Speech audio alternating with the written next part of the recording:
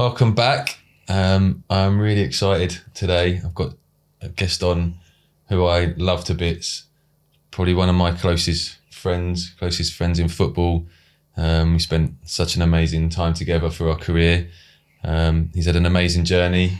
He's obviously starting off at Leyton Orient, going into non-league, working his way through to non-league, meeting me at Peterborough, probably the greatest highlight of his career. And then from there, he went on to sign for Hull and played in the Premier League. And he's done some amazing things outside of that. Moving on from his career, he's now presenting for Dazan. He's done it for BT, he's done it for Sky. It's the one and only Mr. Aaron McLean. Hi guys, thank you for having me. And first of all, I'd just like to say that I think this is amazing. This is amazing what you guys are doing. So thanks. Cheers, mate. Congrats on that. So let's take it back for you. Your beginning of your career. How did it all start? So as a kid, you know, like any young kid, you just want to go out in the streets and play football. I'd say up until the age of probably about 8, I never wanted to play for a football club. I just wanted to play out in the street with my mates, but never wanted to play for a club. I don't know. I loved football, but I don't know. I just never. I think maybe I was scared to actually play for a club. And it was only my friend at the time, Lee Bonington, his dad used to just be like, look, just come over and play. So I went and signed for Jay's Boys B team, which was in Dagenham. And once I started playing, I loved it. I used to score like 4 or 5 goals a game. And we was in the B team. So we was in, you know, the league wasn't great. So I went and played. And then from then it was, you know, the love for football was there for all to see. And, you know, I was fortunate enough, and have been fortunate enough to keep that same, you know, energy that I had when I was a kid, when I first started playing. So when you say you were playing with your friends and you got into a team, when you got into a team, was that the time when you felt like, now I want to be a footballer, and now I want to go after it? No. I don't think I definitely never looked and thought I want to be a footballer. I just liked playing. I never actually believed until I got to, I'd say probably secondary school. I never believed that I was going to be a footballer. You know, I didn't know what I was going to be, but I was pretty good. From 10 to 16, I was at Chelsea. So I used to love we'd have to leave school early on some days because we've got a game, or, you know, we'd be able to go from lunchtime, we'd be able to wear our Chelsea tracksuits because we was going to get picked up. What a feeling that is, by the way. Do you know what I mean? So in terms of popularity, it was great. But I never really believed that I was going to like make a career out of it. And I probably didn't until I actually got released from Chelsea and went to Leyton Orient. That's probably, you know, I'm now 16. It's YTS time. I didn't get offered a YTS at Chelsea, but one of my friends who I was friends with and went to school with, Simon Downer, he was doing brilliant at Orient. And he said, look, they want you to come down.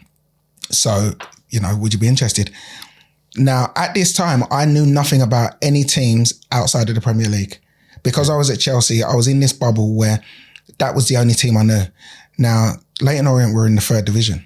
You know, that's how far back we're going. It was 3rd division, not even League 2. So I didn't even know anything about Orient. I knew my mate Simon was playing for him, but bar that, I knew nothing.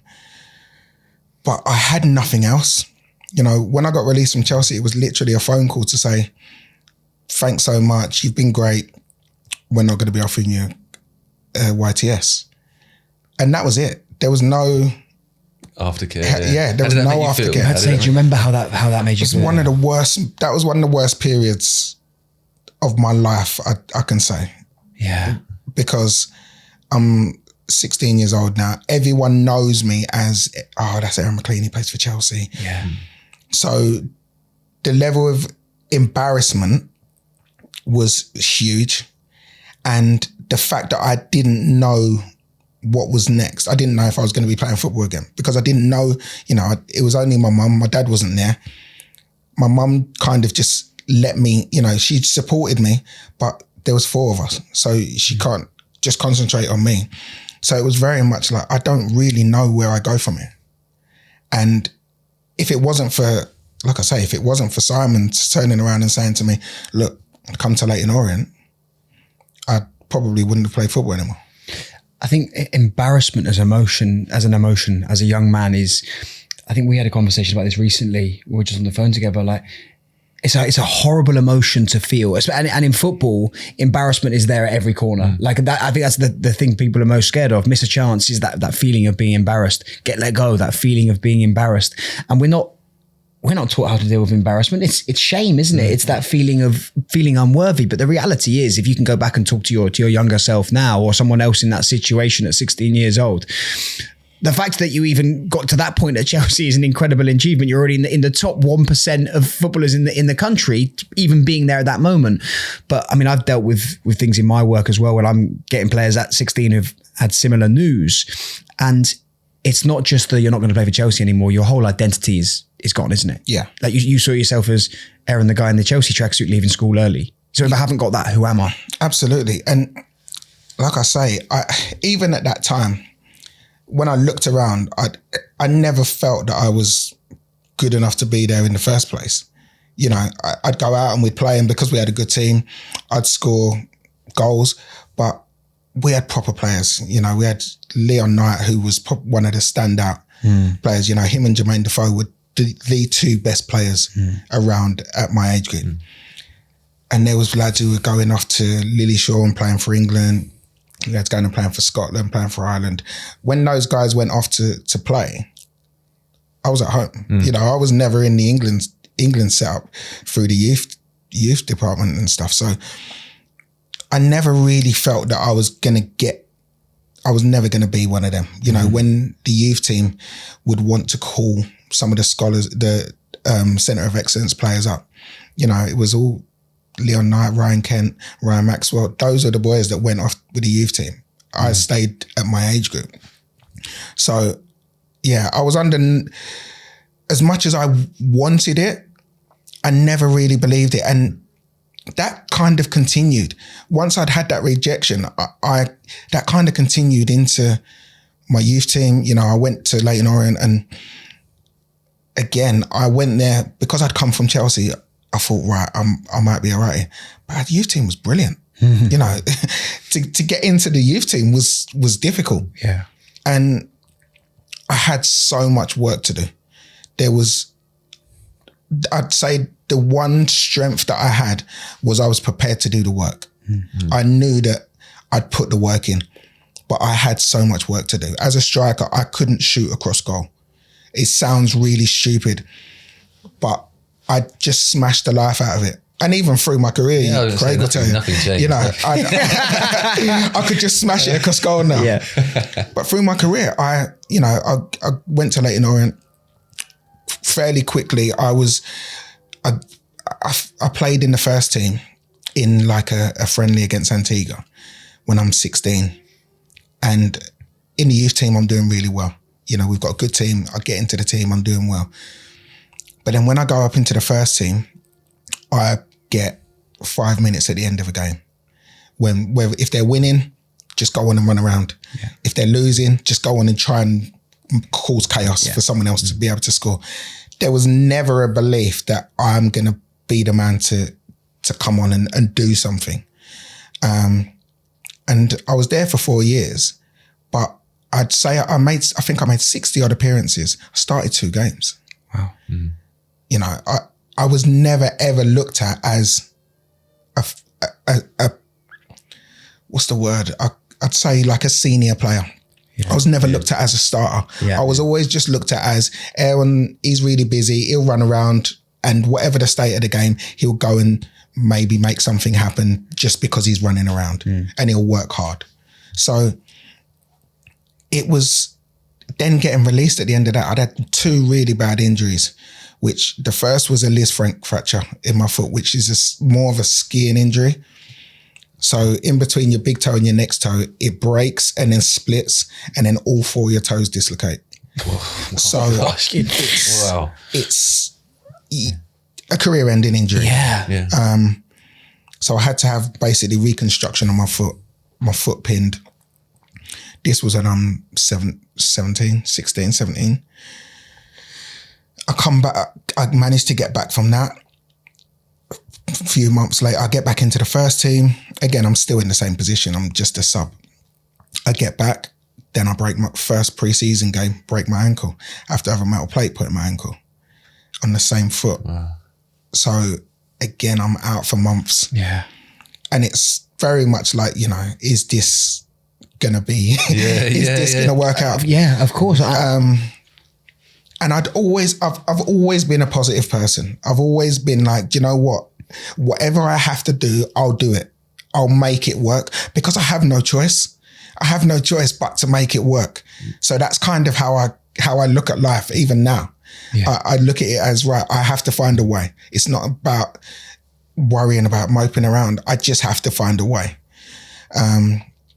Being released from Leyton Orient, that was what really, I'd say, knocked me, because I'd had a long injury, you know, from the ankle. I came back, I was doing okay, but it was coming to the end of my second year as a pro. Like I say, I'd started 2 games. I think one of them was a cup game. You might have even been playing. I think it was against Dagenham, or maybe he wasn't there yet. Not yet. I remember you. I'll come when I saw you first. So two starts. So once I got released from there, I went on trial at Colchester, played a couple of games, friendly games for them, scored in both the games. And they said, yeah, look, we'd like to see you again pre-season. And it's like, Aldershot had offered me a contract for 2 years. And then Colchester was in the league, but they were saying they want to see more of me. So I was just like, I need to go with Aldershot. It's a drop down. They were in, I think, the Ryman Premier, just getting promoted into the National League, or the conference as it was at the time. But I had to go with what was already on the table. I looking back now, I don't regret it, but how I am now to how I was then, I would have probably said I'll back myself and go to Colchester, or back myself and go to another league club, because I believe that I'm going to be good enough. Then it was like, they've offered you a contract. I'm not turning it down, because if I go back pre-season and after 2 weeks, 3 weeks, they say no, I've got nothing. Aldershot would have signed someone else and I've got nothing. And then what do I do?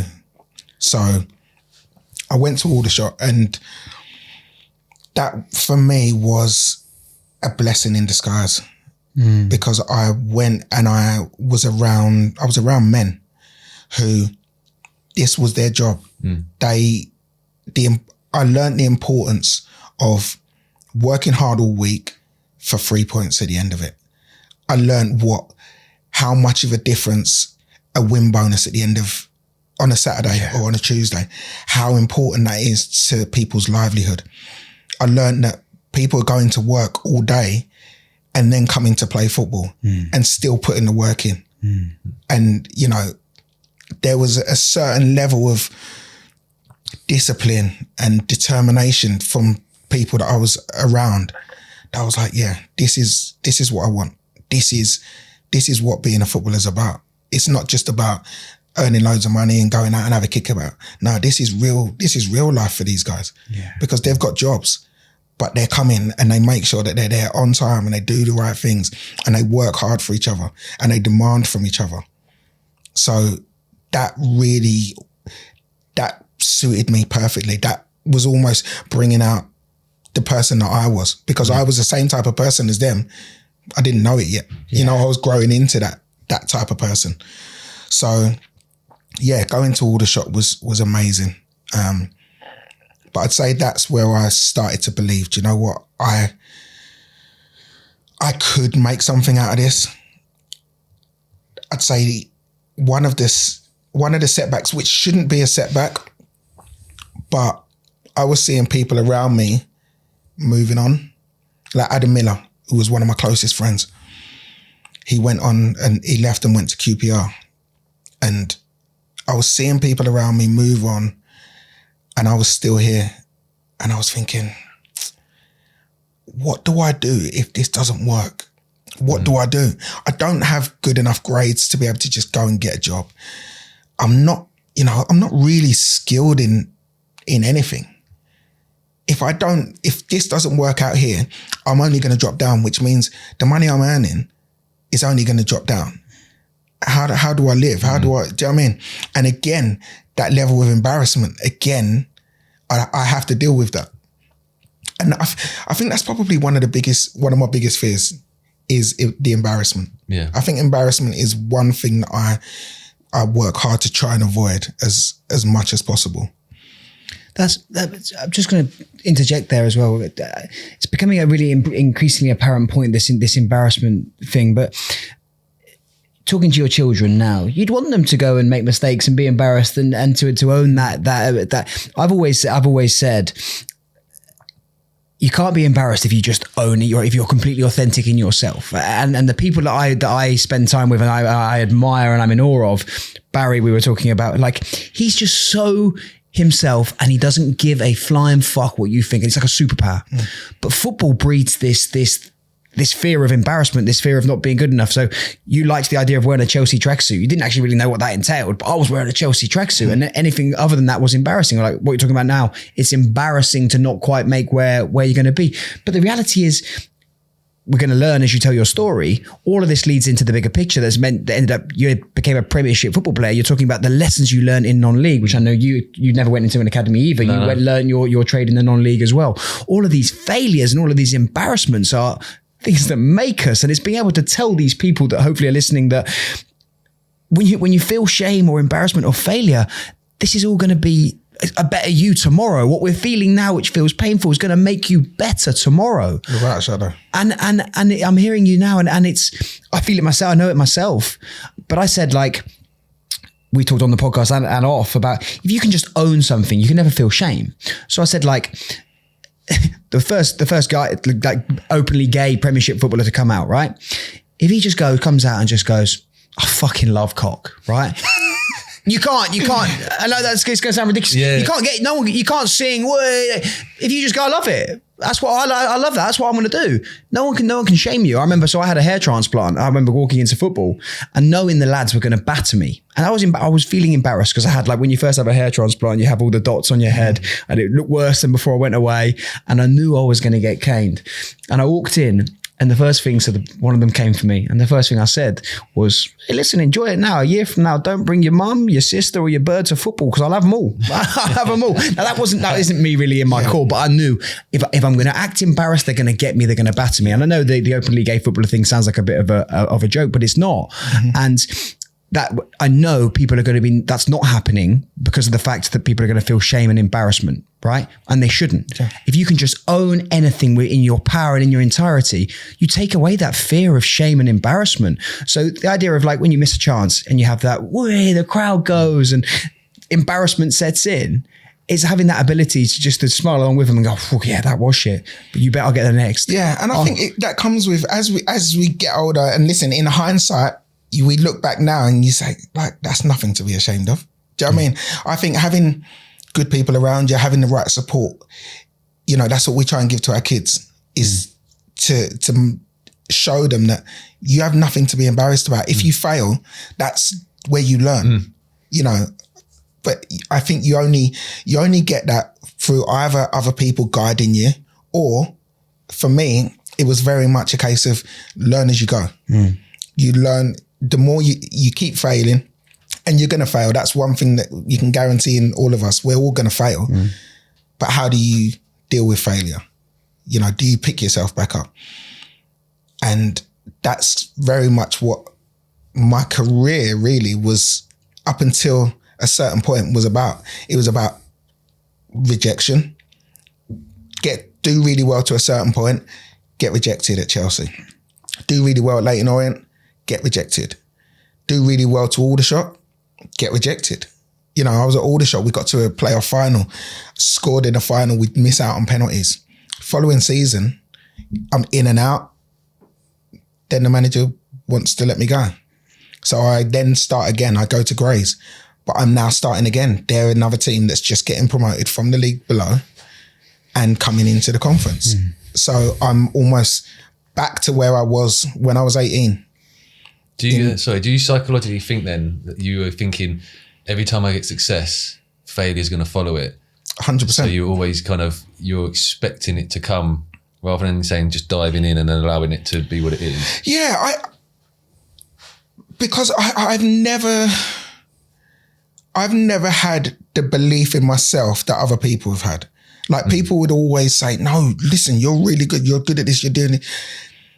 And I'm like, oh yeah. And I'd give off the fact that, yeah, I believe it. I never believed it. Yeah. I never really believed it. Which is mad from how I know you.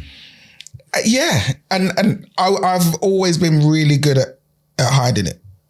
You know, throughout my career, I was always really good at giving off the fact that I'm everyone thinks I'm the most super confident person in the world. Yeah. And don't get me wrong, I have an element of confidence about me. But I have an element of confidence purely because I know I'll outwork anyone. That's where I get my confidence from. Regardless, if it's football, I'll run you into the ground. Craig was the only person that I know that runs as much as I run. I've never met anyone else like that. Don't get me wrong, pre-season, mate, I'll be at the back of all the running. Together. I'm the worst, yeah. But put me in a game, I'll run constantly. Yeah. No one will outwork me. In what I do now, the preparation I put in so much work that no one can turn around and be like, he don't know what he's talking about. Well, I do, because I've spent hours. Yeah. I've watched so much footage on every game, whether it's a Premier League game or whether it's a National League North or South game. I put in the same work. I make sure that I know absolutely everything. Does that come back to that you mentioned earlier? I've got to make this work. This has to work. Like, is that where that comes back 100%. to? And where does that feeling come from? Is that something in your younger year? Like, where does that feeling of this has to work come from? Where does that? Because some people would just think, if I try something else, this don't work. Or where does that feeling in you where you're saying this fucking has to work? Where's that? I think it comes from, if it doesn't work, what do you do? What do you do if it doesn't work? If I didn't become a footballer, what do I do? I have no idea. If I don't now make it, now I'm in the media, I've been given an opportunity. If you don't make it work and you fail at that, what do you do then? I don't know. And as I go through, there's periods, even up to now, that I'm still like, this has to work. Otherwise, if tomorrow, all the networks that I work for turn around and say, thanks very much, see you later. What do I do? So is fear driving you?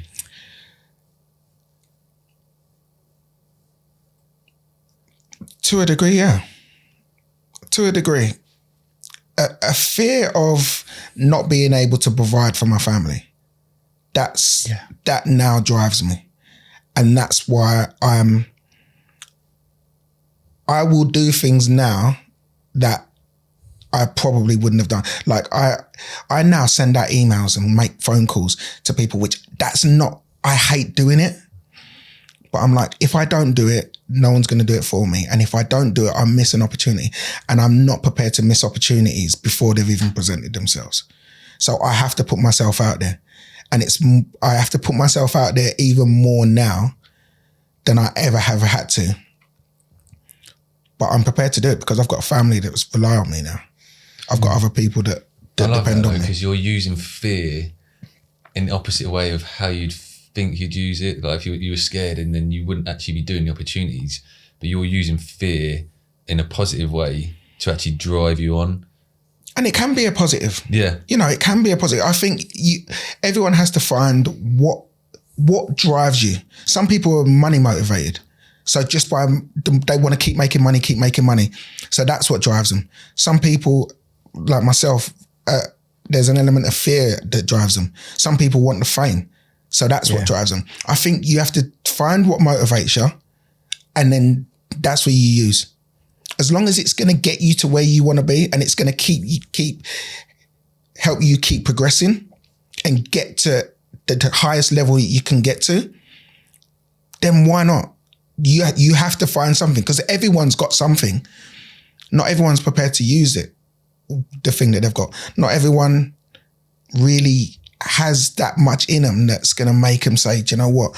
I'm going to do everything I need to do. You know, I know Craig isn't a talker. I know he's not a talker. Why have you started a podcast? I know this is out of his comfort zone. Yeah. And the fact that you've stepped out of your comfort zone, like, that is so inspiring to me. Yeah. So inspiring. And I love that. Like, I've lived just stepping out of my comfort zone. Like, going into the media, it's a different world, but it's out of my comfort zone. I always want to challenge myself. I always want to be uncomfortable. Yeah. And I guess that's where I'm most comfortable, when I'm uncomfortable, which is just thrive. It's where, yeah, because I know, don't get me wrong, I'm scared. I'm still scared. When I use that example, we used penalties at Peterborough. Every penalty I took, I never enjoyed taking penalties. No. Never enjoyed it. But there was that pressure. And that's what I loved, the pressure, because I was scared. Because I was nervous about what the outcome was going to be. That's what I loved.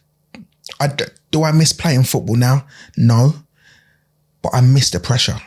Because when there was pressure on a game, I felt sick, but it excited me at the same time. How interesting. What I'm listening to you say this now, and my question is, how do you enjoy it? So you enjoyed football, and you clearly enjoying the work in the media now you're doing, but when you're feeling scared and you're feeling under pressure, how does enjoyment coexist with that? I don't know. I honestly don't know. Because you're always going to come up. For me, I always look at it and I say, I'm always going to come up again in situations where I'm going to be scared. I'm always going to be in situations that are high pressure. Yeah. Because I'm always going to put myself in those situations. Now, I can't help that I'm scared. Maybe scared isn't the right word, but I can't help that I'm apprehensive about it. When I put the ball down on the spot and the whole stadium's looking at me and all my teammates are looking at me, I can't help that at that moment, I'm like, oh my God, there's so much riding on this. And I'm so nervous. But I'm like, I'm not giving the ball to someone else. You have a choice. I'm taking that responsibility. And I'm hoping that all the preparation I've done up until this point, from when 7, 8 years old to now, is enough for me to be able to do what I need to do. Wow. And that's kind of how I live. You know, I live to put myself in pressure situations so that once I come out of it, I look back and I say, I did it. Aaron, that's amazing. And obviously the analogy of the penalty is great, but this is kind of anyone in sport. So I was coaching some swimmers this morning, and I said something similar to them, but I've heard it from you now, and I've heard it back, and it sounds great. And I'd said to them, have you got up every morning at 5 o'clock to train for swimming? Yes. Do you go again in the evening to swim? Yes. I said, do you come and do extras with me at the gym? Yes. I said, and you're going to be nervous when you're stood on that podium waiting for the gun to go? Yes. I said, but like, in that moment, could you have done any more to that point to be able to be better prepared for that moment? And they said, no. I said, so then you have to enjoy it, because then that moment you've done everything you can do within your power to be able to present yourself in the best way given that moment. All eyes on you, go swim, bang, the gun goes, and you perform. But same with yourself in that moment, putting that penalty down. I love that. Okay, I've done this since I was 7 or 8 years old. I've done this. Yeah. And I hope, and it's that a little bit out of my control because there's someone trying to stop me. I hope all of the work I've put in is enough for this moment to come off. And that's I think it's quite a liberating feeling, isn't it? I think once you say you put all that work in and you've done everything you possibly can, it's that you just go for it. Then it kind of takes away the overthinking a little bit. You know you've done it all. Like, it's just a case of just putting it down. You say, taking that fear, that kind of apprehensiveness, and just going with it. And what the outcome is going to be, and knowing that you can deal with that outcome as well. Yeah. And again, you have to deal with the outcome. And don't get me wrong, I'd say this way of thinking probably started when I got released from Chelsea, and it's because one of my biggest regrets is at Chelsea. If you said, did you do everything up until that point to get offered a YTS at Chelsea? I didn't. So being terrible at running, and this is where the fear let me down. Being terrible at running, long distance running, I would always be at the back, and I always felt embarrassed. And it was either the first Thursday or the last Thursday of every month, we'd do a 12-minute run. And we'd do the 12-minute run and I'd get lapped, because the runners can run, and it's just do as many laps as you can in that 12 minutes. Now, I was terrible at it. And so many people would lap you. So then the following Thursday, the following month, I'd be ill that day. So I'd be there all month until we get to that Thursday where we're doing the 12-minute, and I'm not here. So that's where fear got the better of you on these 100%. Occasions. Yeah. And that happened 2 or 3 times. Yeah. And then I'd have to go for one because I've missed the last couple, and then I'd miss the next one. I'd be there every other session, but that particular session, and now having been a coach on the other side, I look and they could all probably tell. Yeah. Aaron won't be here. Yeah. We're doing a 12-minute run today. He's one of the worst at it, and he won't be here. And I look back, and that even to this day grates on me, because I'm like, even doing that run, I would have been the worst. I would have always got lapped, but that's not what they're looking at. They're not looking at to see whether or not I'm all going to go from being one of the worst runners to the best runners. They're looking at me to see, have I got what it takes to, even though that's the weakest part of your game, are you still going to give your best and try and make small improvements each month? Are you going to just keep improving? Yeah. So if you do 4 laps, next, can you do 4.5? He can do 8. So he has to now do 8.5 next time. Yeah. But they're judging you on you individually as opposed to judging you against everyone else. I didn't realize it at that time. Did they say anything to you? Did they ever mention anything? No one ever said it to me. But I knew.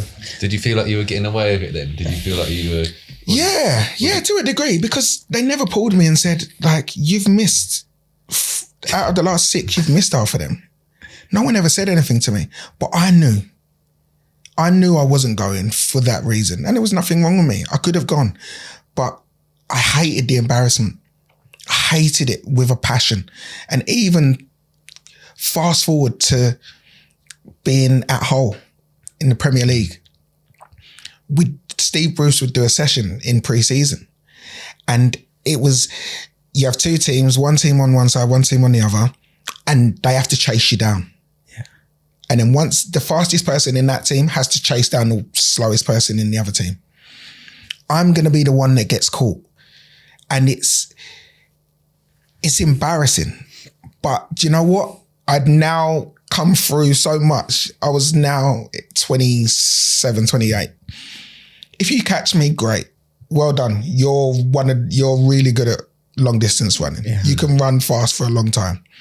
Now let's get the balls out, get a goal there. And I'm then confident enough that, well, when it comes to the football, I can hold my own. It comes back to that owning it though, doesn't it? It comes back to owning what your vulnerabilities as well as your strengths.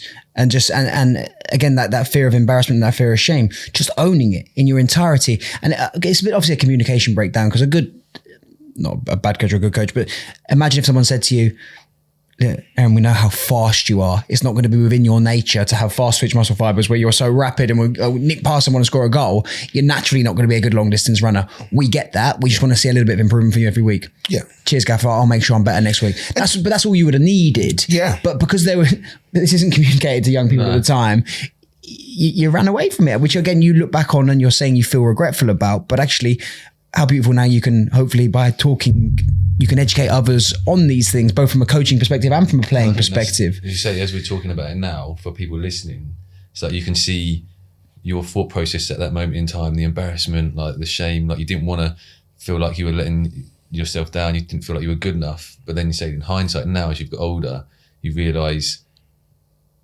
that wasn't the case, and obviously how that's driven you on. So I feel like for people listening who are kind of in that situation of wanting to do stuff and feeling that embarrassment, you say in hindsight it isn't that big. So it's like it's doing it, and as you said, you've cultivated that, and you keep doing it and you keep doing it, and obviously you've kind of created this mindset now that allows you to like put yourself in really difficult situations or really high pressured situations, knowing that you can deal with it and you're not running away with it. You're facing that fear and standing in that and creating so much power in yourself, knowing that, and I know you will go right to the top with the commentary stuff, and that will be high pressure, but I know you've now worked on that so hard from that kind of that moment where you didn't want to do the running to now standing strong in your power, knowing that you can face that no matter what. Yeah, I think I now understand that regardless of how nervous we are about a certain thing, it's never really as big as we think it is. No. It never is. And I think I now understand that. At the time, I didn't. At the time, I thought, oh, everyone's looking at me. Everyone's laughing at me. It's the worst thing in the world. So do you know what? Let me just take myself away from it. Yeah. Because the rest of the time, I'm fine. I'm doing the sessions and I'm fine. But that day, that one day in particular per month, we do that run right at the beginning of the session, and then the rest of the session is all technical stuff. My legs are done by then. So then I'm awful in the technical stuff, and I go home and I just feel crap. So, okay, miss one day. We train twice a week. I'll miss that Monday. I'll be there on Wednesday. And then for the rest of the month from there, I can kind of get away from it. So yeah, that was definitely a pivotal moment for me, and has definitely shaped the way I look at life now. You like, listen to you speak now, like you inspired me so much, like, because I know you as Aaron, the laugher, the joker, like, and I've always said to him, like, how fucking confident you are, like you are, nothing seems to faze you. So for me to hear like this story from you, like even inspires me even more and makes me realise like how amazing that is, like the mentality you've had. Because I think if you like laughy, jokey, like you any situation that's like, if we were at the town hall after promotion, you'd get on the microphone and speak in front of all those people, and I'd be standing at the back like, don't bring that anywhere near me. But it's just like, it's just like, for me to know that that's how you've like been, and obviously how you've cultivated, just inspires me now to then try and do the same, try and be that fearlessness of stepping out of my comfort zone and like saying the step-by-step cultivation of that process. Well, you already doing have it, bro.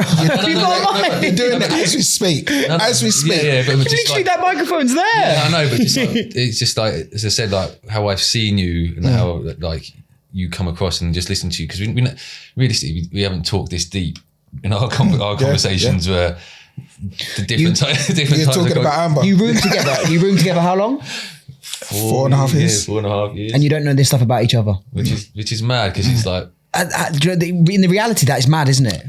It's crazy. I've learned more about Craig from watching your podcasts than I have of 19 years of friendship. Someone's watching anyway. yeah. Do you know what's crazy as well is what you're saying about I'd get up on the mic. So in school, and this is how much what you do early in your life shapes you without you even knowing. When I was in school, secondary school, so from year 7 till, year 11, our football team, our school team, we won every game we ever played. We was the best team in the borough. So after each game, I'd write a match report and I'd get up in assembly and I'd read out the match report. Now, bearing in mind, I'm not a great reader. I've even to this day, reading's not my strength. But I'd get up in assembly because I was the captain. I'd get up and I'd just put myself out there. Why? I don't even know why, but there was, I guess because of my personality, I was the one, right, get up, read out to assembly, the match report each week or every other week whenever we played. Fast forward, that's what I'm doing for a living. And I look back now and it was almost like what I did then in assembly in front of my year group was preparing me for now being in front of a camera and talking to millions of people. And I never realized it. And at that time, I would never have realized it. There's no way I could have until I'm now doing it. And now I feel comfortable in front of a camera. Fake it till you make it a little bit. And I know this feeling. So as you were saying that, I remember my childhood. You better believe me on this. I know you're going to laugh when I say it. I was inherently shy. Like I was a shy kid. I was always had a snotty nose. I had Michael Owen, so much gel and a French quiff. That's all I remember. And I loved football. But we'd go out and I had so much energy. I had ADHD. I was running around everywhere. So bless my mum. She'd take me on some of the summer holidays. She'd always take me to like a park somewhere. And she'd ask, I would be I'd stand and watch boys playing football, desperately hoping they'd ask me to play. Always hoping they'd ask me to play. And they wouldn't. I'd collect the football for them and give it back to them when I kicked the ball. And my mum would have to go over and say, look, can my son play football with you? Like he's not bad. Like you'll let him play. And I was always okay, quite a good football player at that young level, that I'd make friends quite quickly then just based on the fact that I could play and I'd score a few goals and whatever else. But inherently I was shy. And then as I got into school and playing school football and stuff, I remember those match reports. I remember reading match reports. I remember doing those things. And I remember thinking, I think because I was a good player in the school team, I have to just adopt this mentality now. I have to be a bit big time. I have to be a bit showy offy. I have to be a bit loud. But it actually wasn't who I was. And I actually felt a bit uncomfortable doing it, but I just kept doing it. And I kept doing it, and I kept doing it, and now I have a microphone in front of my face. But I've got it's like training a muscle. Yeah. I've now got so used to it that I find this really comfortable and really enjoyable now. But it wasn't it's not who I was. It really wasn't. So I hear that. I hear you saying that and saying I was never academic either. I remember being kept. Do you remember that Michael Owen soccer skills? Do you remember they had Neville Southall in goal? So I used to get kept behind. I was the last kid to ever be allowed a pen. Those red Beryl pens. I had a pencil because I was so bad at reading and writing. I get kept behind in school and they'd say, you can write some lines from some book. And I'd bring in the Michael Owen soccer skills book, which would tell you how to do a Cruyff turn. And I'd write it all down until I was allowed to use a pen. So I wasn't academic either.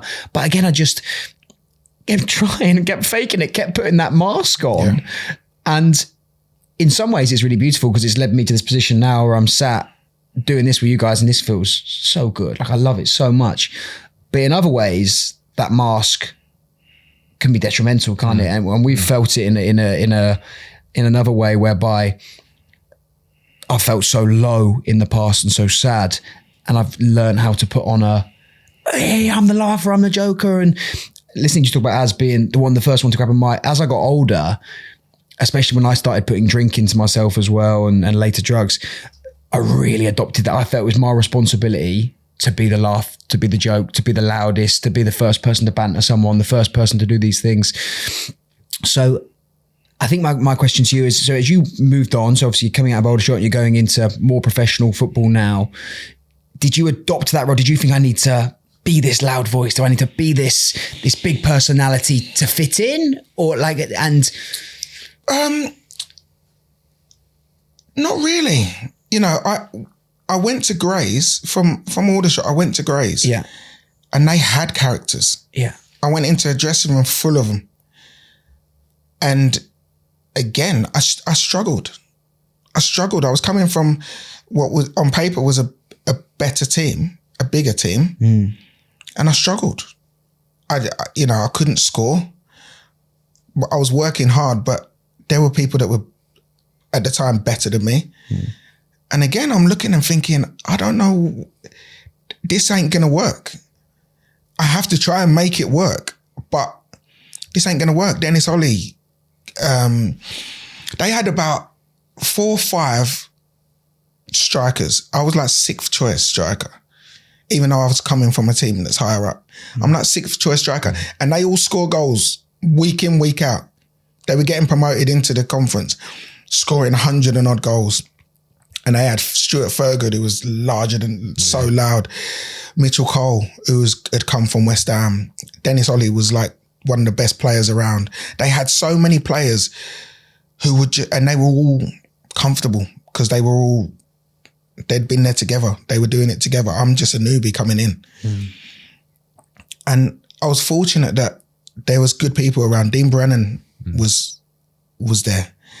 And he'd take me aside and he'd be like, listen, you just be you. Mate, it will come good. Like, you're good, mate. Don't worry. It will come good. Just keep doing what you're doing.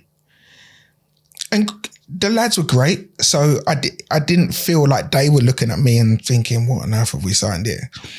But I knew that there was a certain element of pressure that comes with going to a new club and coming from a club that's higher up.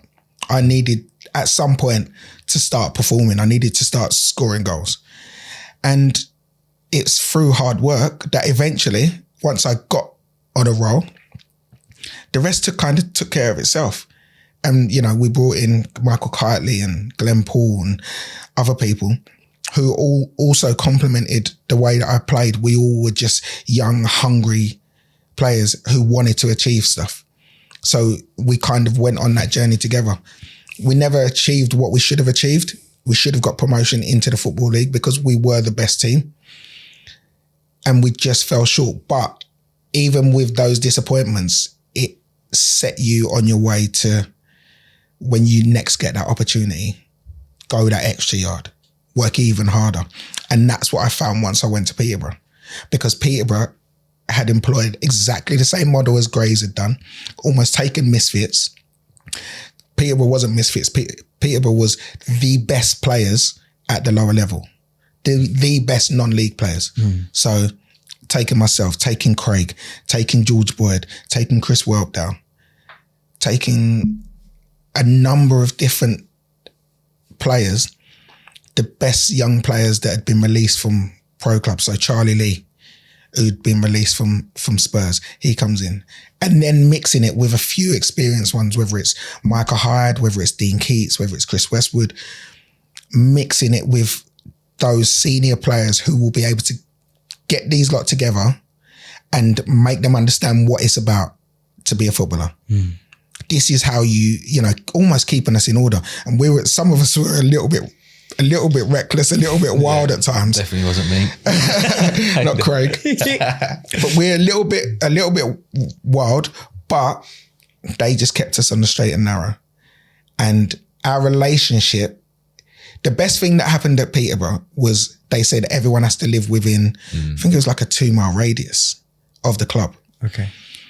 So we're from all over, but now we all have to buy houses in Peterborough. Yeah. And we all live on top of each other. It was brilliant.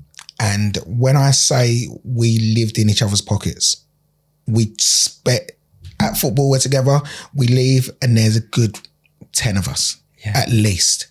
We loved the night out. Do the DVDs, go back to Boydie's, watch a DVD, fall asleep. There's like 10 lads in the front room with the curtains drawn, asleep on the floor. And then you wake up and make dinner.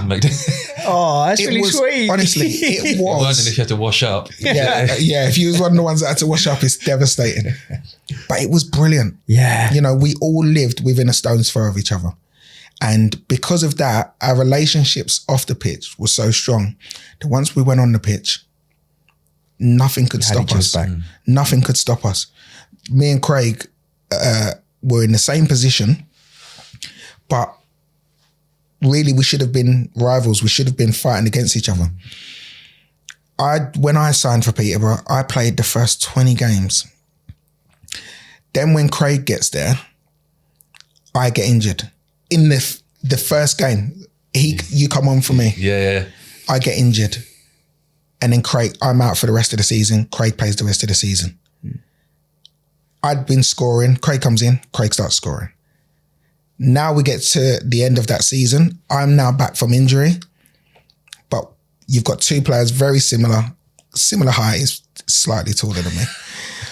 Similar height, both runners. Who's better in the air? Silly question. But on paper, we're very similar. And the manager says, well, I don't think they can play together. Who's managing that at this point? Darren Ferguson. Yeah. So he says, look, I don't think they can play together. So it's going to be one or the other. And it was almost like we took that on as a challenge to say, well, we can. Because I was like, I'm playing. I don't think we ever looked at each other and went, I'm going to get one over on you. Nah. I think we just literally, because I think what we've both been through, obviously we'd played with each other in the England C team, we'd played against each other. So I kind of like knew like about you. Like we didn't know each other, but then obviously we got there and it's like, we've worked so hard to get to this point. We're not going to be told we can't do something. And it was crazy because I looked and obviously I'd be watching Craig and I'd be looking thinking, oh man, I'd love to be playing with him. Because you are literally, if I can pick a strike partner, that's what I want. Chase everything, work hard, like just chasing lost causes. I live by that. That's if you had to define my game, that's me there. And I'm just seeing another version of it. He's not as good in the air as me. He's not as good a finisher as me, but he's very similar. We're not going to start with stats. That one the other day and it disappointed you. Yeah, so. We won't go into that. But it was, so when that, and I always remind, every time we do anything like that, I always remind Darren that you said that we couldn't play together. But again, we made it work because it was a group of young, hungry young men who all wanted the same thing. Our relationship off the pitch enabled us that when we was on the pitch, we wanted each other to succeed. Our friendship came before being footballers. And that's why even once we finished being footballers, we're still able to have exactly the same level of friendship, if not more, because our relationship wasn't built on just being strike partners. I've played with loads of people. Did you ever have that again? To that level? To this level that I've got with Craig? Yeah. Did you ever have that? No. We've talked a lot about this and this is not to, we understand there's a role for analysis in sport. Of course there is, and for data. But a lot of what makes you brilliant, makes you stand out, is things that you can't analyse, that doesn't have a metric to it. Watching DVDs at Boydie's house and we're doing the washing up, like spending time together, like this, the emotional connection you can make that can't be measured and the impact that has on a football pitch. Craig told me on the drive over here that if he was suffering a little bit or hadn't scored for a few, you'd have a chance to shoot and you'd choose to pass to him. That's you don't hear about that in football. You don't. It's really. It was lovely to hear, and I was really excited to have this conversation, even off the back of that one comment. And seeing you guys look at each other now, and you can see genuine friendship and love for each other. It's really lovely to be in the presence of. But you can't measure that. You can't train that. You can't force that. It's just got to be. You'd go above and beyond for each other. The whole team would if someone was out of position. You'd sprint back 90 yards, I'd sprint back 90 yards. The football was important, but it was just how we regarded each other, how much kind of respect we had for each other, obviously how hard we'd work for each other. We all had a common goal, we were aiming for it. And you said data is wonderful and all these other aspects, but that personal connection, that kind of willingness to do something for your teammate is far surpasses anything. And the success we got from that kind of highlighted it. We had 3 promotions in 4 years. We were scoring. Wow. I think between me and you, we scored 180 odd goals. And that was just off the back of the success that we wanted for each other. It was what I wanted him to succeed so bad. I wanted him to see him play in the Premier League and do all those things, and he wanted the same for me. So I just think that's what drove us. Yeah, the success incredible. Was purely just the end result. It wasn't the goal. The goal was be as good as we can be. Show everyone how good we can be. as individuals, as a team. And if you do that, the results will come with that. And we knew that. We totally understood it. And we, with each, not even just each game, with each day, our bonds just grew stronger and stronger. Like myself, Craig and George Boyd formed a partnership that I've not seen before. I've not been involved in before or afterwards. That we desire to see your mate succeed and to not have any level of jealousy was insane. It was insane. On the football pitch, I'd score a goal and it would be like, right, now we got to get you one. Craig would score a goal, right, we got to get you one. George would score a goal, we got to get you one. Like, I think there was one game, I think I scored a hat trick, George scored a hat trick, Craig got 2. And we... Accrington.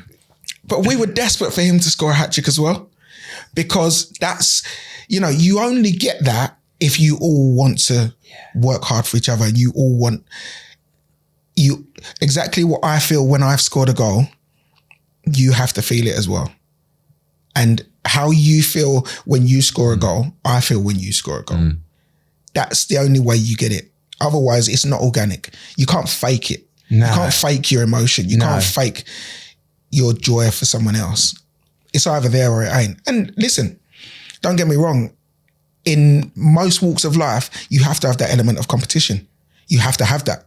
Otherwise, you might not succeed. I don't dispute that. But if you can be successful and do everything you can do, and at the same time, be happy for someone else and help them along their way as well, why can't you do both? I had a quote the other day that said, society succeeds when old men plant trees they'll never sit in the shade of. And it hit me like a ton of bricks, and I'm hearing an element of that in you guys now, like in terms of that level of selflessness, in terms of we're only ever going to be successful as a team, as a unit, is if every single person in that is sometimes my success takes a back seat so I can give it to someone else. And like, I mean, being in the presence of that conversation and seeing you two talk about it was like, I could feel the energy in the room. Like you said, you can't fake it. Yeah. No. You can smell phonus a mile off when you can just smell it. Like it's just not real. That feeling, that emotion, that performance enhancing drug almost that we're talking about here that you had in that connection, as you went through the levels, as you went into the Prem, did that get lost? Did you think that was, you had the capability of finding that in the Prem? Did you think there was other people that could give you that in the Prem, or was it not to the same level? No, not to the same level. What I had at Peterborough was unique. With the group that I was with was unique. And I don't think when you have something somewhere, it's very hard to replicate it. I went to Hull and we had a brilliant group there. Don't get me wrong. We had a great group of lads, but it was different. It wasn't the same as when I was at Peterborough. And we still went on to be successful. But like anything, once time moves on, you can still create a really good team spirit and a really good bond, and you can still be successful. But it will never be the same as what I had at Peterborough. It will never be what I had with this group of guys. That can, regardless of wherever I went, it would never be replicated. And I was okay with that, because you can't expect everything to just go the way you want it to go, and everything has to feel the way that it felt. You create bonds, and those bonds that you create for that period of time are brilliant. Like I said before, you meet so many people in football, and some will go on to be lifelong friends and some won't. The ones that do, you can more or less count on one hand. There's very few people that you're going to meet in football that will go on and be classed as close friends. Yeah. You'll have loads of acquaintances. You'll have loads of people who, do you know what? What a great guy he is. Love him to bits. Yeah. Brilliant guy. He's my mate. You know, we're mates. We used to play together. We're mates, and it's great. We have a good respect and relationship. Close friends, like people who you welcome into your home. Craig could turn up at my doorstep tomorrow and walk in, and it would be like nothing. You know, almost like family. Do you know what I mean? There's only, and I think that everyone only has a certain amount of room in their life for a certain amount of people like that. I think you have to keep your circle small. Yeah. I've always believed in that. Keep your circle small. You have a close-knit of friends, and then you can have lots and lots of friends on that next layer. There's nothing wrong with that. But I think the core of anyone's group, I doubt that I'm in the core of many groups. That's okay though, isn't it? Like, and that's okay. Yeah. Because we're still friends. I still think the world of you. You still think the world of me. But I might be in that next layer. And that's perfect. That works for both of us. Do you know what I mean? Yeah, I really hear that. I think you don't have to get wrapped up in, how much does he like you and how much? No, we're friends. And when we see each other, it's love. And if we don't see each other and we don't see each other for however long, that's fine. But you have certain people who, do you know what? If you need me, I'm there. Like, you're part of me and I'm part of you. And in football, there's only a few of them. Yeah. There's only enough room for a few. So that's powerful. Something I think I've struggled with that from the hearing you say that now, with kind of almost setting your own boundaries and that realization and that clarity on and understanding it from both directions. I know we've both struggled with trying to keep everyone happy before every single person happy. Like I try and almost treat every single person like they're in that inner circle, and you haven't got the capacity for it, really, have you? No. It's that. We had a conversation the other day about keeping everyone happy. Yeah, yesterday on the phone when I rang you, I was overwhelmed. Yeah. And a big boundary for me was I'm not going back to work after the podcast today. I'm going to spend some time with you, have some food and relax. And that was a boundary I put in place that I felt scared of doing. I really love that layer, the analogy about the layers. Like, and it's not hierarchical in the sense that I love you any less, but I've just got my close people and they're what I'll do anything for. And that's, I think, realizing that sounds like a really liberating feeling, like, and knowing who can have the best of you or all of you, and that can be reserved for your family, your partner, your kids, and some very close people. I want to come back to one thing with our team.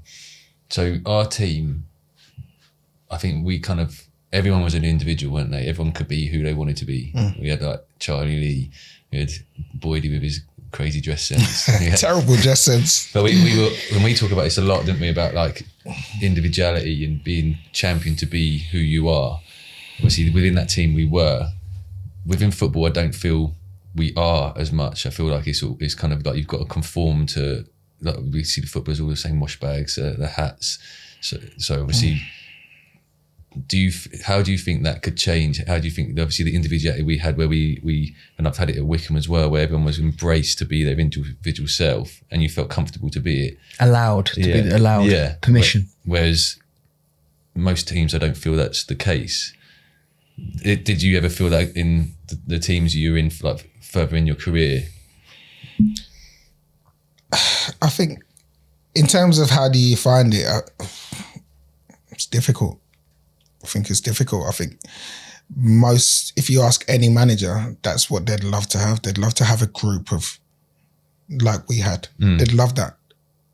But that's why every team's not successful, because chances are you are going to have a few that they want to do their thing and they want to do their thing. They've got their agenda. And I was always told that you're a team, but you move on as an individual. And you make sure that you take care of yourself. And then if everyone does that, collectively, you can be successful. Then when I got to Peterborough, I questioned it because I was like, yeah, you do have to take care of yourself, but you can take care of others as well. You can, whilst making sure that you're doing what you've got to do, you can do his bit as well. And I don't think many people have that same mentality. I don't think many people look at what they can do for their mate. Do you think football takes it out of them though? Do you think it's taught out of you? Do you think you're taught to be that way? I think football now, I think a lot of things are taken out of this generation. I think that it's coached out of you. I think you're pushed a certain way. Now it's get the ball past it, get the pass. It's not about you being yourself. Back in the day, I remember people used to look and say, look at Joe Cole. And he was so skillful and he was, so good on the ball. But they wanted to try and change how he was. Now he was strong enough to be able to still be Joe Cole. I still don't think we ever saw the best of Joe Cole for what he had. If Joe Cole played now, be one of the best players in the world. No, that's, he was ridiculous. I've heard but this. That's because many people. The smaller technical player now is more appreciated than they were back then. I think football, the way, there's a certain path that it follows and everyone tries to follow this certain path. And then all of a sudden you get someone who's a little bit different. You get a Haaland who's a throwback. And then all of a sudden it's like, oh my God, he's incredible. Jude Bellingham, he's incredible. No, yeah, they are. It's just because they're doing something that's out of the ordinary. When you get that person that does something, Jude Bellingham now will go box to box like a Steven Gerrard used to do. Will go and smash into people, but technically he's good as well. Don't really see that now. Midfielders want to get it. Oh, I'm here, I can pass it here. Oh, I can pass here. And it's all very affluent, but rigid, predictable, boring. It's, when someone steps out of that mold and that's when I think you see the individuals. I think that's when all of a sudden, and Ollie Watkins, I think he's one of the closest that I look to myself and to Craig. Just a runner, works hard, gets his chances because of his hard work. Yeah. He'll create opportunities purely from going and chasing a lost cause. That probably stems from his not playing non-league and lower league, when he was at Exeter and stuff like that. That's probably where that comes from. And he's carried that with him throughout his journey. And Jamie Vardy was exactly the same. Yeah. He's grassroots. He's just carried that through. I can name example after example of players that I think you pick them out, they stand out. Why do you stand out? Because you're different. But because you're yourself. They're themselves. You're yourself. Yeah. But I think at the moment, we're just creating robots. At the moment, we are just and that's no disrespect to that because they're still good footballers. Don't get me wrong, we're still creating good footballers, but we're creating clones. Everyone can do the same thing. It's not just football though. As it's as human beings as well. We're taking out any individuality and expression of individuality from how they play, but also who they are. Football's express yourself. I've used it 3 or 4 times in this podcast, Jack Grealish as an example. The guy went down a local pub the other day bought everyone some drinks, chilled out, hung out after a game. He's a man of the people and he's getting slagged off for that. But then in the same breath, if he's then out in Mayfair doing something differently, he's slagged off for being away with his fame and stuff. Like you can't win. Like even like the Trent situation now, some of the things I'm reading about Trent moving on to Real Madrid, I'm not being funny. Any person gets offered more money to go and play with their good friend for the best club in the world, they're taking it. Every single person, period. And we're just slagging them off for making choices to better themselves based upon our own prerequisite of how we think they should behave. Like, robots is the word. Is it you be a robot, conform to exactly how we think you should dress, how you should dress, behave how we think you should play how you should play. And even still, like, unless you go and win the Prem, we'll slag you off anyway. Yeah. Do you know what? It's tough. It's tough growing up in this generation, especially being a footballer. You know, a Jack Grealish, unless he's scoring goals every week and creating goals every week for Man City, is going to get slagged off for being himself. That's just the long and short of it. And we cry out for more human beings, and then we get one and we go, nah, you can't do that. Yeah. Listen, we praise, and I use Jude Bellingham as an example. We praise Jude Bellingham to the hills because he runs around, works hard, comes out in the media, speaks, presents himself really well. Yeah. And we laud him, and rightly so. But that's just him just being himself. Like, he's not doing anything out of the ordinary, or what it shouldn't be out of the ordinary. That should just be a good human being being himself. Jack Grealish, if he wants to go out and have a drink with his mates when it's the right time to do it, we shouldn't judge. If Dominic Calvert-Lewin wants to wear flamboyant clothes and stuff, that's what he wants to do. He wants to express himself in the way that he does. But social media now is, for how great it is, and it's created so many opportunities for so many people, and made the world a smaller place, and made so many more things accessible. But at the same time, it's got a nasty side to it. You know, I've experienced the nasty side to it, where you now no longer, what you do here is just seen by the people that are around you. What you do is now seen by the world. And that is it's scary. That it's actually scary. You know, it's something that I'm always conscious of. In what I do now, I'm always conscious. I try not to let it affect the way I do my job. I do my job the way that I think is right, and I present the way that I think is right. I give my opinion. But at the same time, I'm always aware that there's going to be a certain group of people that aren't going to like what I'm saying, aren't going to like the fact that I'm covering a Premier League game, aren't going to like the fact that I'm a black person on TV, aren't going to like certain things, and have the ability to be able to go from sitting in their living room to sitting in front of me in seconds. And I have to make sure that I'm able to be able to deal with that. Because there's been a couple of times where, I'll give you an example. I'm covering a game on Sky Sports News, and there's me, I think Anton Ferdinand and Leroy Senior. So we're covering a game. We're all covering games. And I think they're all Premier League games, either Premier League or European games. And at half time, you can go grab a drink, go toilet, do whatever you need to do. So at half time, I'd normally check my phone, and someone had messaged me saying, like, why on earth is this black, blah, blah, blah, comment talking on a Premier League game? He's hardly played in the Premier League. Like, just so, it was vile. Yeah.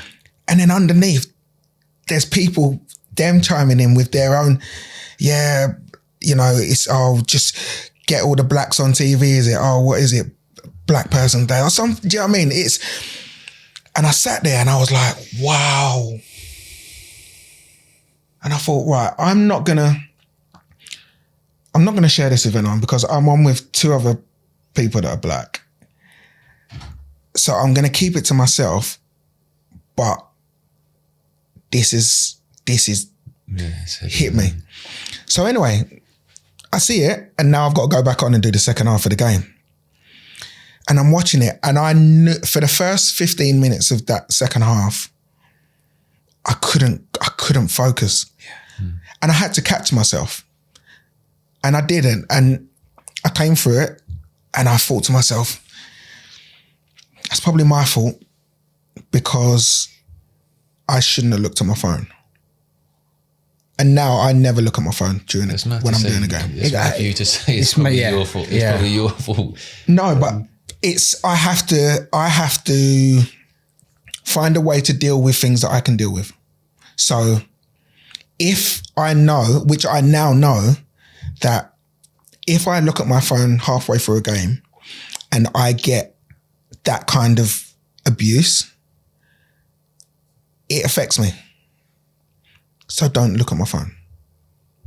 I now, from that day forward, have never looked at my phone. Yeah. When I've been doing one of them shows, I won't look at my phone. It's because it's going out live. So I have to, because I have to deal with that in the moment. I have to deal with it in the moment. I have to process it in the moment. And 15 minutes at half time, if I see this after 10 minutes of that 15 minutes, I've now got 5 minutes to process it, get over it and crack on with my job.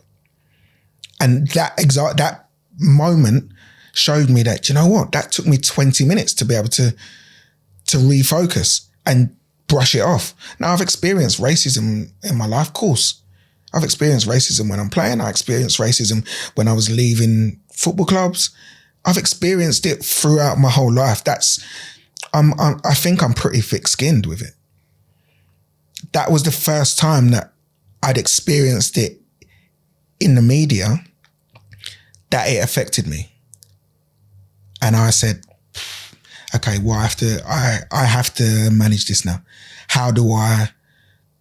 What's the best way of me dealing with it? Well, okay, well, the best way of dealing with it is you don't see it. Don't see it then. Because once I get to the end of the game and I'm on my way home, if I look at it then, I can deal with it. I've got as long as I need to deal with it. Fucking harrowing though, isn't it? That's so easily accessible, isn't it? With social media now, literally. It is. And don't get me wrong, it's not just racism. That's just an example for me. It's not just racism. It's a performance. Someone can have a bad performance and thousands and thousands of people jump on you, and people jump on their footballing podcasts and football platforms and absolutely slate you. And it's there in front of you. There's no get away from it. And that's why I say there's as much as it's brilliant, social media and all these platforms, it's great. But at the same time, there's a really toxic side to it. And no one really cares about that. No one really looks at it. I make sure when I'm covering a game, I'd never get personal. If Craig's playing and he goes through and he smashes it over the bar, I'll talk about the process of you going through and he should do better. He needs to relax in that situation. I've seen him do it a million times. And when he's confident, he'll smash that in the bottom corner. But at the moment, he hasn't scored for 6 games and he's leaning back. His technique was wrong. I'll talk about the scenario. I won't say, he's a disgrace. He's probably been out all week, boozing and this, that and the other. I won't get personal about any individual. I'm adamant about it. And I've been on shows where I'll be sitting there and I'll be sitting with people and that's all they want to do is talk about an individual and about more about them and their private life. And as opposed to just talk about what they're doing, talk about the action. You can talk about their form, you can talk about, but keep it to what it is. Keep it to what we're there to do. And that's my job is to tell people watching my expert opinion on what we're seeing, on what they're doing football related. Anything outside of that, it's none of my business. I want to hug you or I want to clap you right now. Like that. And you wonder why you're getting more and more kudos and jobs when you have an attitude like that. It's incredible. It's fucking incredible. And I hope people hear that and respect you, and I hope we hope you get more and more work because we need more people like you doing that. But the ability for people to criticize you personally, and for you to choose to hear that, deal with it, and not react in a way that does it to anyone else, and choose to respond. And so, what you experience is fucking awful. But for you to take that, learn from it, and choose to not give that to someone else, it's incredible, and it's so inspiring. And no wonder you're having such great success in this early part of your media career. And I hope you go on and do more and more, because we need more people like that. We need more people like that who have taken the negative and felt it and understood it and chosen to give the world back a better version of it. I hate to the point it makes me feel, you can hear in my voice, I hate that you have to deal with that. And I can't say I know what it feels like, because I fucking don't. And you know what? If I did, I couldn't cope. I wouldn't be able to do what you did. But so they think people write stuff like that, they think it's just a comment, but it has such a bigger impact than just being a comment. Yeah, it does. And do you know what? I'm pretty good at dealing with it myself. Normally, when it's to me, I can brush it off. It probably affects me more when it's other people, when it's aimed at like people who I class as friends. It probably affects me more. I remember Tyrone Mings was getting a load of abuse, and that probably affected me more because I was devastated for him because I knew what he'd be experiencing and what he'd be going through. I'm now protective. My daughter, I don't put my nieces and nephew on social media because I know I can't handle, if someone took a picture of my daughter and said something I can't handle that. I know I can't. I'm not wired up like that. I can handle it to me, can't handle it to my daughter and to my family. So I don't put them on social media. I've got a private page that only my close friends are on. Yeah. And if one of my close friends said something out of turn, I'd remove you. Yeah. But I can deal with that. I can't deal with the world. I can't deal with me going out, doing my job. And because someone doesn't like what I'm doing, how can I hurt him? Well, I can target his family. And that's what people do. That's the world we live in. So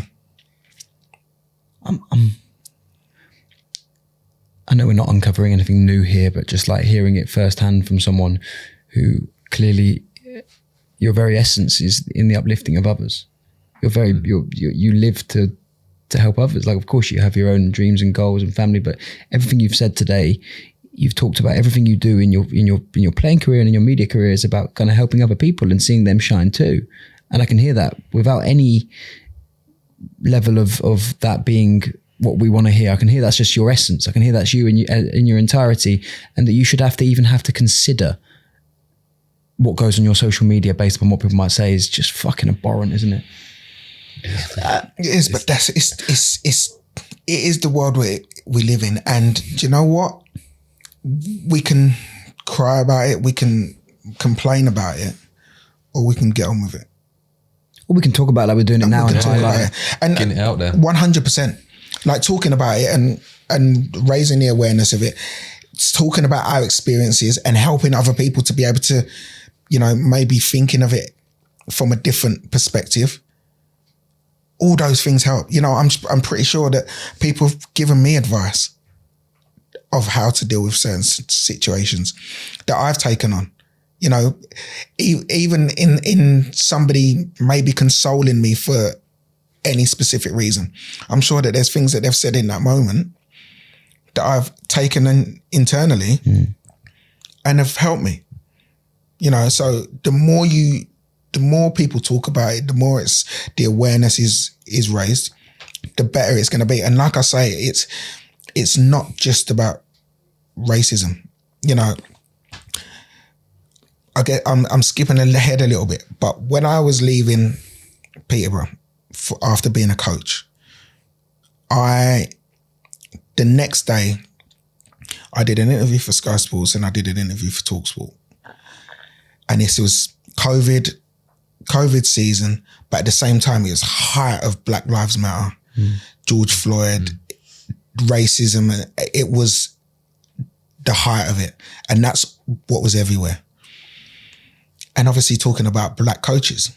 Now, I'm a black coach who has just lost his job at Peterborough. I was adamant that I will go on TalkSport and I'll talk about how COVID's affecting football. I'll go on Sky Sports and talk about how COVID's affecting football. Don't use me as, another black coach has lost his job, because that's not the reason why I've lost my job. I've lost my job because Peterborough need to make cuts, and I'm the same way they created a position for me. Unfortunately, when they have to make cuts, my position is one that has to be taken away. I totally understand that, and I'm okay with that. So don't use that situation to talk about, it's another black coach has gone. How comes he's the first one to be let go, blah, blah, blah. Because that totally paints the wrong picture. But it would go perfectly with what's going on in society today. And I'd be being used as the scapegoat. And Peterborough would be being used as a scapegoat. And so I was adamant that, and they were great. I was on with Jim White, great, just spoke about football myself. And I have nothing but good things to say about my time at Peterborough as a coach. I was there for 18 months. I learned so much that I can take with me now. I was given an unbelievable opportunity. And yes, okay, it got cut short sooner than I would have liked. But in the end, it was a blessing in disguise. Yeah. Because I would not be doing what I'm doing now if I hadn't have left when I left. Yeah. So everything I believe everything happens for a reason. Yeah. When there's so many cliches. When one door closes, another door opens. It's just true though. It really is, like 100%. And I want to so badly go back and tell that young lad at Leyton Orient that you're going to play Prem one day, and all these moments, you might have only started 2 games. One like, and hindsight's a wonderful thing, but I hope that the people that are listening to this, that I hope that we're giving them that message, and we're going to keep repeating it. We're going to keep repeating it. Those struggles and those moments of pain, and those moments of darkness are just going to make you better. And everything that's supposed to work out will work out how it is. Even so, it's simple in life now. Like, I developed a faith in something through my sobriety, where when you go through the 12-step program and things like that, they talk about God as you see it or as you envisage it. And something as simple as road rage. Like, I can be in traffic. I can be snarling as to why I'm in traffic. And there's 2 ways in which you can look at it. You can go, fuck's sake, this is making me late. This is ruining my day. I'm so angry. I'm so this and that. Or you can just say, God's protecting me from something that I was going to receive this day. I'm in a delay for a reason. There's a reason why this is happening. And it's football as it is business, as it is relationships, as it is was with life. And there's so many lessons. Football, I think, just highlights and exaggerates them a lot fucking quicker, doesn't it, for young men? Yeah. And says, it does. We're going to throw you into the gauntlet and you're going to learn faster than everyone else in some ways. And everything's going to be heightened, which I think this is why these conversations are so important. But it also, it can bring out either the best in you or the worst. Like, if you're an arsehole, it will show you out like a neon light that you're an arsehole. When you're given money, you turn into an arrogant prick. If that's who you are, that's what's going to beam through. And if you're not, and you're just a good person, that's what will come through. Yeah. You know, it's every opportunity I've got, especially now, even more so now than ever before, is because of how I've carried myself through my career. Every single opportunity, even down to being in the media. Because years ago, when we were playing, and do you remember when we played Yeovil? Away. Yeah. And the guy that was the French maid. Yes. So Boydie and his mate Dougie Keane, they had some friends come down. We played Yeovil away. They were down in Yeovil on a stag do. We have no idea who they were, but we were flying at the time. And they were like, look, can you just go over and have some pictures and stuff with them? And we're like, yeah. So go over, have a picture taken with them, have a little bit of banter. And I'm like, when I score, I'll come over and celebrate with you. Yeah. And they're like, yeah, you got to come over. I said, 100%, I'll come over. Anyway, We win 1-0. I score. I go straight over. I celebrate with him. Fast forward 15 years. That guy's name was Nick Howes, who is one of the chief editors at Sky Sports. Wow. And his wife also is at Sky Sports. Be kind when So no one's I watching. get an opportunity, and Nick says, like, mate, you get an opportunity, you then have to be good. To get another opportunity, you have to be good at what you do. But I know I get in the door and get a chance because they still talk about it to this day. Like, I still talk to Nick now, and he and his wife, and they talk about that celebration and how great that was, that I took the time out to go and have a celebration. Like, they played that all through the weekend. They played that one celebration, and that's a standout celebration for me. Because I run over, he's dressed up as a French maid. Can we find this on YouTube? Is this on? It's yeah, on YouTube. Right, we will have to. We'll post this on our assist account as well. Yeah, I remember that day. You know, it's just how you treat people, and if you carry yourself through your life with a certain level of respect and dignity, and you hope that it comes back around, and it does. There's no question that it does. You get up, and this is why I say to people, don't lose an opportunity before it's presented. Like, I say this to, especially with young players, how you are, your punctuality, the way you conduct yourself, who you know, when you go into the club, how do you treat the person who's cooking your food? How do you treat the kit man? How do you treat the cleaners? I always judge people.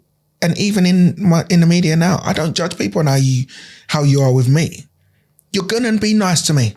I'm an ex-footballer who's now in the media. I'm a presenter and I'm on TV. yeah. You're gonna be nice to me. How are you to the runners? How are you to the camera crew? How are you to everyone else? That's when I see who you are. If you're an arrogant arsehole with them, that's who you are. Yeah. Being nice to me doesn't mean anything to me, because people are going to be nice to me. Wow. That's yeah. It's character. Isn't it? That's it. It's character. I'd like to think that I behave in a manner whereby I'm as respectful and as giving to those less fortunate as much as more fortunate, but it certainly makes you think, doesn't it? I think that's okay as well, because we can all, I'm sure you've had moments when you're busy and you're doing a million things and you've got hair and makeup and a camera in front of you and someone's talking to you and you might not have the time to do it, but fundamentally I can see that. In your, like you said, it's your essence. It's in your whole being. You can see it. And you can't listen. That doesn't mean you just give all of yourself to everyone. No, that's not what I'm saying. I just mean it costs nothing to just be respectful. No, what you said made to pay, just to give people a bit of time. Like, I probably sometimes give people too much time, and if someone wants to talk to me, I'll be there talking for ages. Inside, I'm like, I really need to go. Yeah. Like, I don't have the time. It's now one of them times. Now's not one of them times, so we're good. It's a little bit of both though, isn't it? Because obviously social media, it's very difficult to do that sometimes. I think you kind of, especially now, I think a lot of players, they keep themselves to themselves, don't say anything to anyone, because I think they're worried about being drawn out into something that it's not. So it's... Well, you have to be, you now have to look out for opportunists, because everyone wants to, not everyone, but there's so many people out there that want you to say something for them to be able to go viral. They're not doing it for the right reasons. They want to draw you out. Like people, sometimes when I look at my phone and someone sent me a shit message, they're sending it because they want the reaction so they can then post that. Yeah. That's what they're looking for. So it's like, and do you know what? Even sometimes I'll be like, cool. I might have done a game and I'm in the car on the way home. I'm sitting in the back and I'm doing my social media posts. And someone might come for me. And I think, do you know what? I've got 45 minutes. Let's go. I'm good to go. And I'll destroy you. Yeah. But Is it the right thing to do? Probably not. It's probably not. Really, if I spoke to myself, I'd say, do you know what? Just ignore it. Block them. You're a human though. Every now and again, and it's rare, but every now and again, I'm like, do you know what? I've got time for this today. I'm sitting at home and it's Sunday and my daughter's out at dancing. So I've got time. Let's talk about it. And I'll look at your picture and I'll dissect it and I will destroy you. Or you want to come at me? All right, let's have a little look through your page and let's see how. I quite like it when someone gives a bit back, as long as it's smart. Smart, and I'm so I'm witty with it. Do you know what I mean? I'm witty with it, and I don't say again. But you have to then be careful if you're going to go down that road. Make sure that what you say isn't going to offend a whole group of people. Yeah, you know, say it was someone who was ginger. Yeah, if you're going to go for someone and call them carrot top or something. Yeah.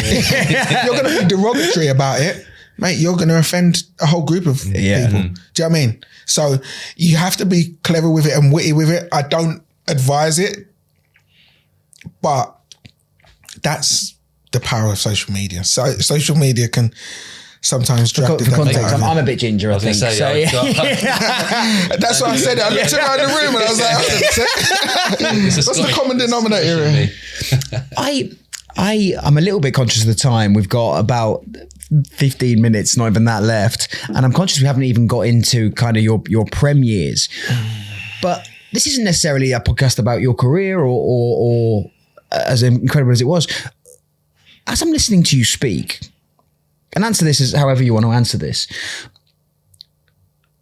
happiness is a transient emotion that comes and goes. Obviously, you score a goal in front of a big crowd of people, you're going to feel happy. That's a lovely feeling, right?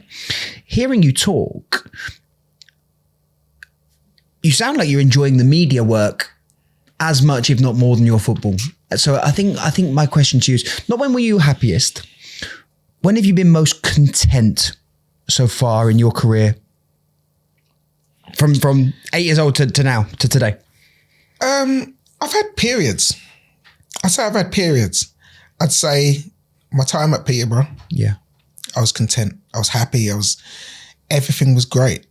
Even when we was in the season that we weren't doing great, things were great. And I'd say I'm in a good place now. You know, I think it's like that. It's very much like that. You know, the last time that I was probably in a lower bit was getting let go from Peterborough because it was during COVID. I had my daughter was only 6 months old and I had nothing else.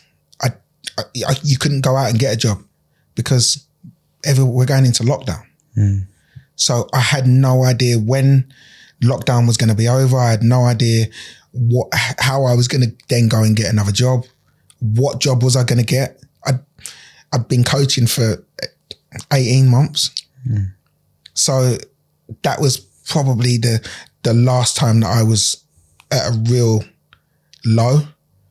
The time before that would have been when I got let go from Ebbsfleet, which was my first coaching job. I had only been a coach for a few months. Yeah. So, but even in that moment, I'm like, okay, right, I've been a coach for a few months. The manager's lost his job. So now we all lose our job. What do I do? Okay, well, I'm now going to get paid for the next 3 months. So in that 3 months, I'll go and spend a week at Doncaster with Grant McCann and shadow him and see what he does. I'll go and spend a week down at Spurs. I'll ring Wayne Burnett and see if I can come down and shadow and watch the under-21s and see how they do things. And I just tapped into different people. Yeah.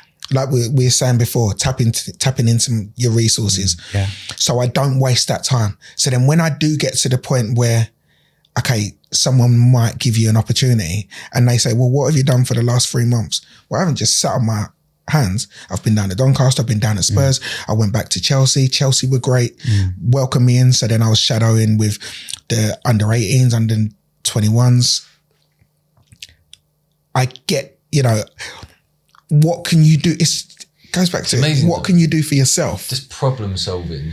Like it shows like what an amazing problem solver you are and how forward thinking you are. Of like you're saying, like adversity hits, and it's not sit there and go, oh no, adversity hits, like this is bad. You're like, right, adversity hits, what's the next stage? Look, I'm going to put this into process. How do I think about where I'm going to go from here? I know this person, I know that person. And I think it's just a really insightful, like, again, for me, like coming out of the game, I was like, I went kind of the other way and I was like, oh no, like my football's finished. I don't know what I'm going to do. I don't know where I'm going to go, how I'm going to go. So I just think it's just great for people to see that your mindset is, and hopefully, and obviously this is cultivated over time, they can see like you're going the other way. You're finding out what the solution is rather than kind of waiting there. And it's like, that's for obviously players coming out of the game now. A lot of them don't know where they're going to go and what they're going to do. So it's just hopefully really helpful for them to see like, okay, who do you know? Because obviously we will have massive contact lists. I can do that. I can do that. But when we talk about it, saying I don't feel there's enough done for players once they come out of the game to give them the tools or help them understand what they actually have at their disposal. They're kind of just you come out and the door's shut and thank you very much. So I think to hear you talk about it that way is really, really interesting and really inspiring. Hopefully people will hear that. Absolutely. I think also it shows about that, your relationships and the importance of them, and the fact that you were kind to people throughout your career. That meant those opportunities kind of presented themselves again to you at the end of your career. So you did have people you could call upon who wanted to help you, because when you were perhaps in the hierarchy that other people would have given, and when you were at the top, when you were a centre forward and you were doing these things, that you gave them the time and the energy, that when the roles reversed and actually you were out of work and they were still in work, that you were able to say, can I have a hand? And you put that hand out and someone held it. And because of the person you were throughout that time. And as you were saying that, it reminds me of one of my favorite speeches by Walter Bond. And it's about the sharp mindset. And he goes, do you light up a room when you enter? Do you light up a room when you leave? And it seems that's what you did. You lit up rooms you entered, and you certainly have done today. And that's presented you with these opportunities, whether it be a French maid on a stag do or a coach from your Chelsea days as a kid. You can pick up the phone and people will say, I remember you. You made me feel good in your presence, so I'll give you that back. Yeah, and listen, I'm sure that not every single person feels that way. But in the main, I've always tried to carry myself in the right way. That comes from my mum. My mum, my dad wasn't there when we was growing up, and my mum made sure that we carried ourselves properly, made sure that we grew up to be good people, and the one thing that I'd say I struggle with is talking about my dad. It's the one, as good as I am, it's the one thing that I can't do. I can't do it. Okay. And I still struggle with that. I always have, and probably always will. But because of my mother, she's just always been there, and she's guided us in the right way. So how I carry myself now is just a product of that. We all try and do exactly the same to make your mother proud. Do you know what I mean? I'm very much a mummy's boy, not, and in a masculine way, but everything is to make your mother proud. And obviously moving forward to set the right example for my daughter. That's the way we kind of.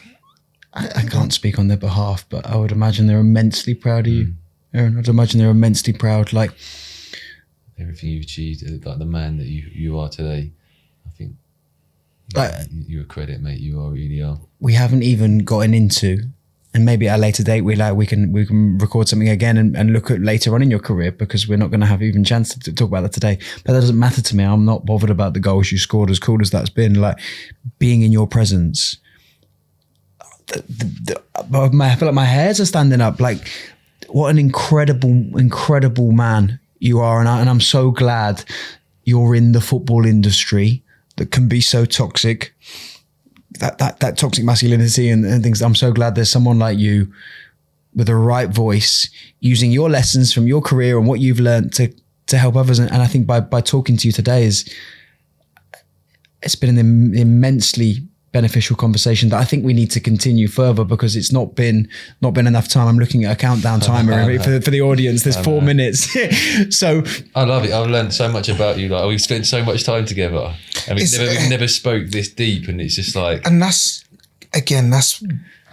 very much how I felt when I've been watching previous episodes. You know, I don't do loads of podcasts, but whenever I go on a podcast, I'll go on and they'll talk about your career and your goals and this, that, and the other. And it's great. I'm proud of what I've achieved footballing wise. But to sit down, what you guys are doing, I don't think you quite grasp how important it is.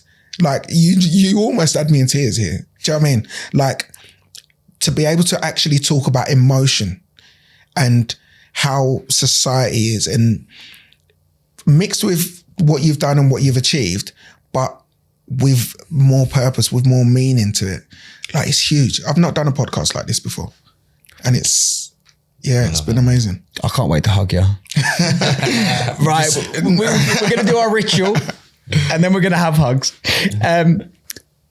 So we always end our podcast with some advice from the previous guest that kind of they live by, and in your example of something that may be a quote, a lesson, or something that just within you that you live by. So Jim Stevenson, our last guest, had said to never neglect. There's always one part of you that you're neglecting, and to be aware of that. And in his case, he said, I just needed rest. And he said, I never gave myself permission to rest until his career was over.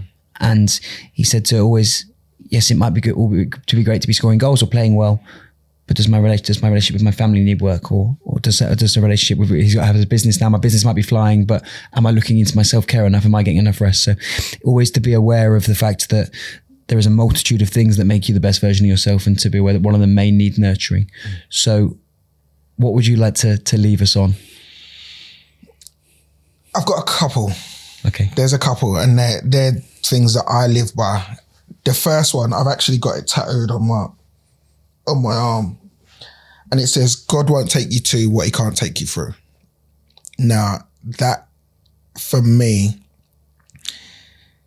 is why, regardless of what situation I find myself in, I trust that I'm here because there's something else after it. And it hasn't steered me wrong. You know, am I hugely, do I read the Bible and pray and stuff? No, I don't. I believe in God, but I'm not hugely spiritual.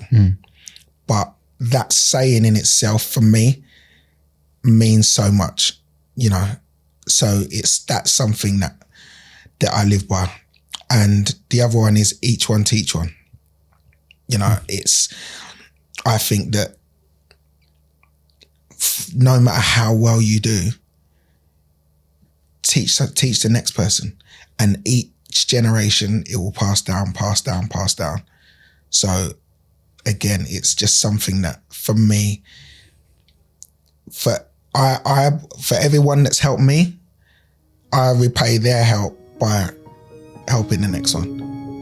And thank you. Thank you. Thanks for having me. Love you, mate. Thank you.